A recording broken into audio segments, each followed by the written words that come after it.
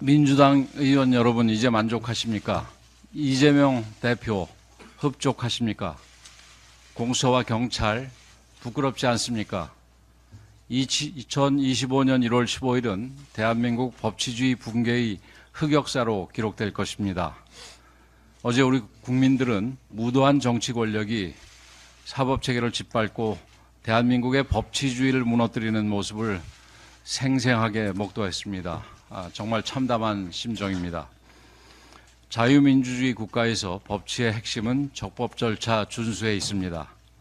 오랜 역사적 경험을 거쳐 만들어낸 절차를 준수하는 것이 인권을 지키고 체제를 유지하고 사회를 지탱하는 최선의 길이기 때문입니다. 여론이 사법을 압도하고 권력이 절차를 밟으면 이야말로 자유민주주의의 위기라 할 수 있습니다. 어제 공수처와 경찰은 스스로 거대 권력 민주당의 부역자가 되어 법치 붕괴의 선봉에 섰습니다. 애당초 공수처는 내란죄에 대한 수사권도 없습니다. 공수처는 초법적인 존재가 아닙니다. 도대체 무슨 법적 근거로 대통령을 조사하겠다는 것입니까? 체포영장도 영장 집행 과정도 온통 편법과 불법으로 얼룩져 있었습니다. 공수처법에 명기되어 있는 서울중앙지법이 아닌 서울서부지법에서 체포영장을 받아낸 것부터가 영장 쇼핑이라는 비판을 받고 있습니다. 심지어 중앙지법에 영장을 청구하려 했다가 잘 안 되니 우리법 연구회 출신 판사들이 장악하고 있는 서부지법으로 갔다는 의혹까지 제기되고 있습니다.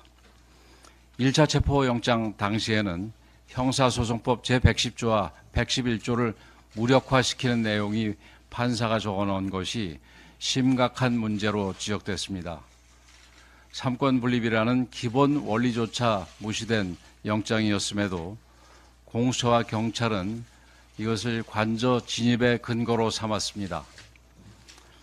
이번 체포영장을 다른 판사가 발부하면서 그런 내용을 넣어주지 않자 공수처는 꼼수와 위조까지 동원했습니다.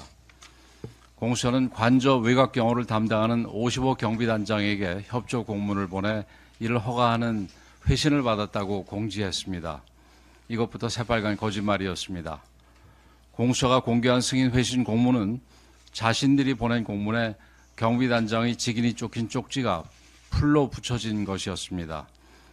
도대체 어느 기관이 상대 기관의 공문에 쪽지를 붙여서 회신합니까? 이 공문만 봐도 협조 공문을 보내고 회신을 받았다는 공수처의 주장이 명백한 거짓임을 확인할 수 있습니다.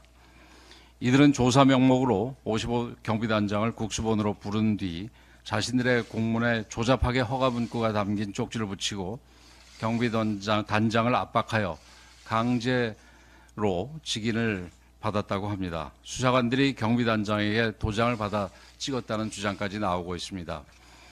사실이라면 공수처장부터 책임을 져야 하는 심각한 위법 행위인데도 공수처는 그런 일 없다는 말만 하고 해명을 내놓지 못하고 있습니다. 더 황당한 사실은 애당초 55 경비단장에게는 관저 출입을 허가할 권한 자체가 없다는 것입니다. 유일하게 출입 허가 권한을 가진 대통령 경호처에서 출입 허가를 받아낼 길이 없자 이 같은 대국민 사기극을 벌인 것입니다.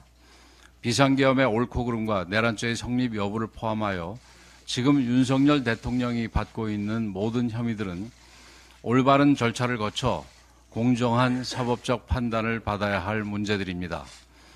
비상계엄이 내란이라고 주장하며 절차의 문제를 따지겠다는 사람들이 이처럼 스스로 절차를 완전히 무시한다면 어느 국민들이 이들의 주장에 동의하고 수사 결과를 납득하겠습니까?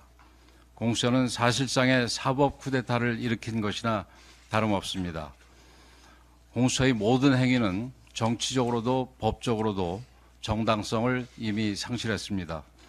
공수처는 즉각 불법적인 수사를 중단하고 합법적 수사 권한을 가진 기관에 사건을 이첩해야 할 것입니다.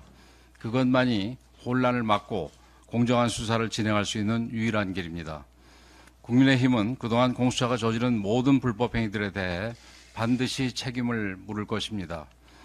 또한 수사 상황 유출을 비롯한 불법 행위들이 앞으로 발생될 경우 이에 대해서도 끝까지 책임을 물을 것임을 강력하게 경고합니다.